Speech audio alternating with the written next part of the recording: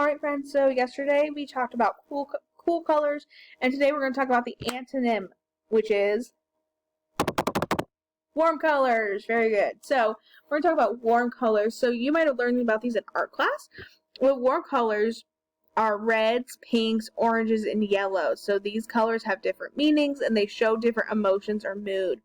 So red could mean love, power, strength, anger, danger, or warning.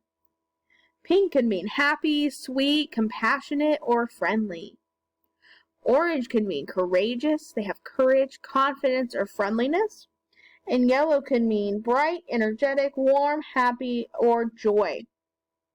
So all of these different colors all mean different things. So warm colors are more love and happiness and sometimes anger or danger.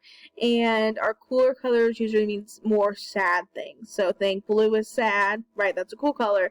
Our warmer colors like pink, red, and orange and yellow have happier emotions, unless you're red and then you have anger and danger. Okay. All right, answer the questions below, guys. You're gonna watch the video below and then you're gonna answer questions. All right, let's talk about warm colors and how it makes our characters feel.